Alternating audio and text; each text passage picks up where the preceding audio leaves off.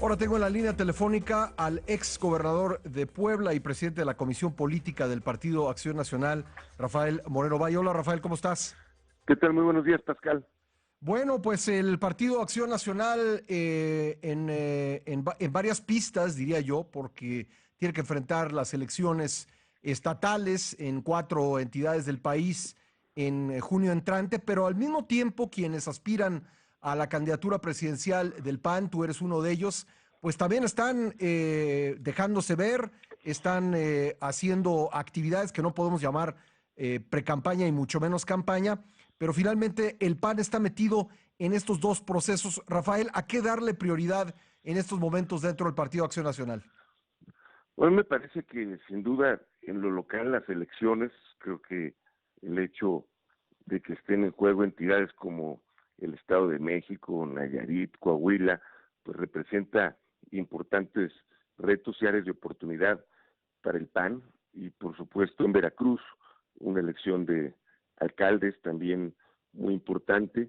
Creo que hay que apoyar todos estos procesos electorales una vez que inicien formalmente. En este momento están en la intercampaña, pero vale la pena ahí que todos aportemos nuestro capital político, que podamos presentar un mensaje de unidad que se pueda articular, por ejemplo, en estados como Nayarit, donde hay alianza con el PRD, que se puede articular un buen programa para justificar esa coalición que se llevó a cabo, que no solamente se vea como una suma de partidos políticos buscando un triunfo electoral, sino un proyecto que es el motivo y el motor de este tipo de coaliciones, y creo que hay que trabajar entonces en las propuestas, en los diagnósticos de la problemática, pero en la propuesta de qué es lo que representa el PAN en esos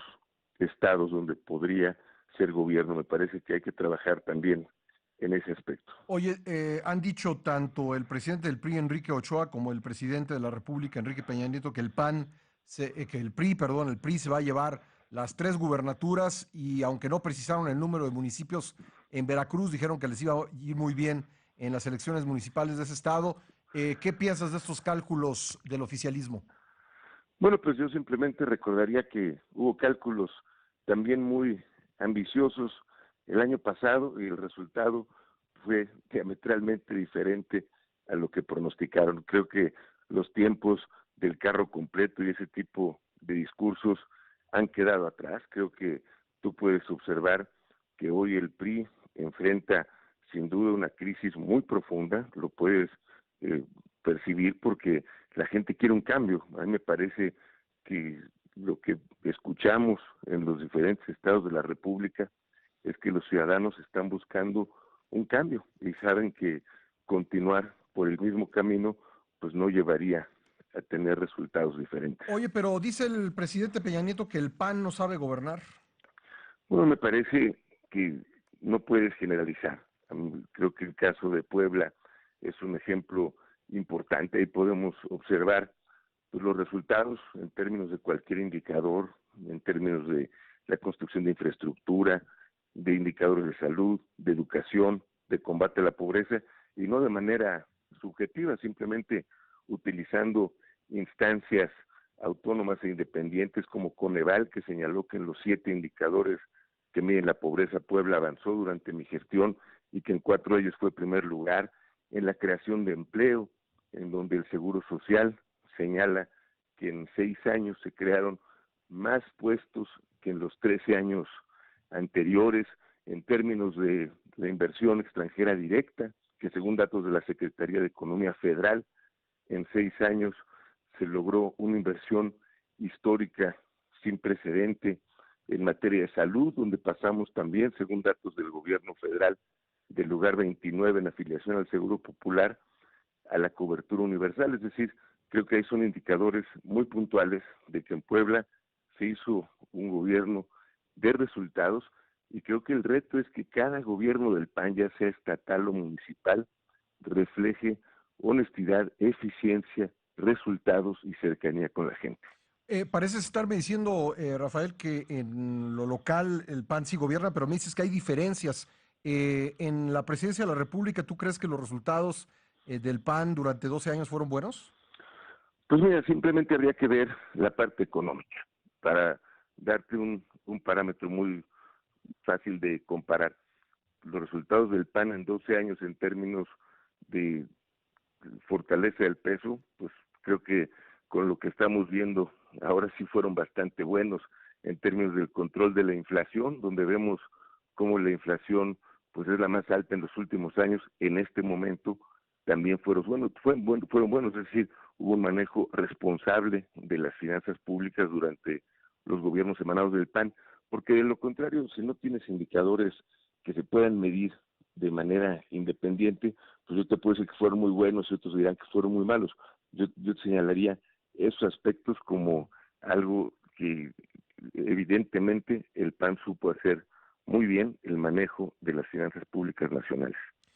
Bueno, aquí en este espacio han hecho la propuesta los gobernadores de Guanajuato y Querétaro de que el PAN debería tratar de evitar una elección interna y hacer otro tipo de proceso para designar a su candidato presidencial en 2018. Tú también fuiste gobernador. Quiero conocer tu opinión en tu condición de aspirante a la candidatura presidencial del PAN, si debe ser un cónclave, si debe ser una batería de encuestas o debe ser una elección interna. ¿Cuál es el proceso que más le conviene al partido, Rafael?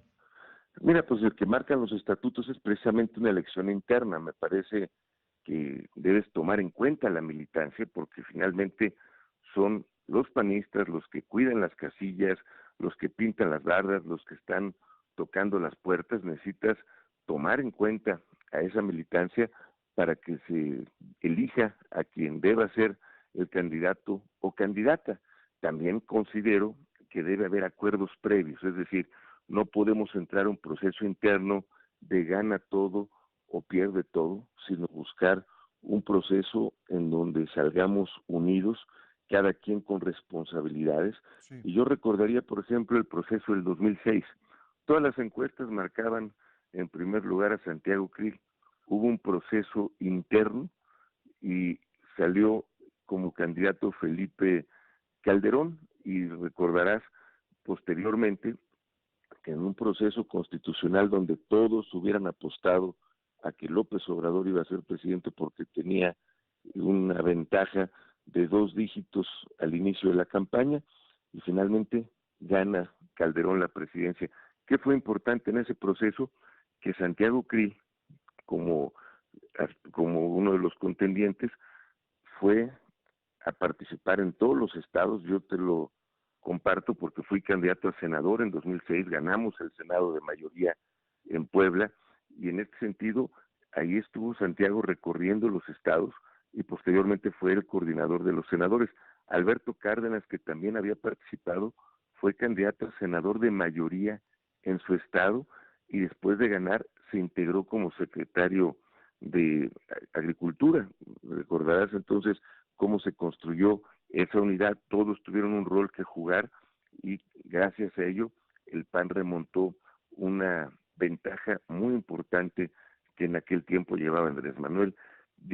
Si vemos el 2012, hubo un proceso interno también de selección de candidato, y al término del mismo, Josefina iba en segundo lugar. Yo recuerdo haber visto encuestas en donde estaba a 5 puntos de Peña Nieto, es Sí. decir, López Obrador iba en tercer lugar al inicio de la campaña en 2012. Posteriormente, pues era una serie de situaciones desfavorables y acabó quedando en tercer lugar, pero después del proceso interno quedó fortalecida. Lo que sería fundamental es que aquellos que vayan a participar pues tengan responsabilidades. Por ejemplo, puede ir uno al Senado, otro puede ir a la Cámara de Diputados, pero no solamente que haya acuerdos cupulares, sino que se comprometan a recorrer el país, a coordinar la campaña de los diputados, a coordinar la campaña de los senadores. Muy bien. De esa manera, el equipo que cada uno ha integrado, los que apoyan a cada uno de los precandidatos, se integran a este proceso. Lo grave es que cuando llegas a un acuerdo cupular,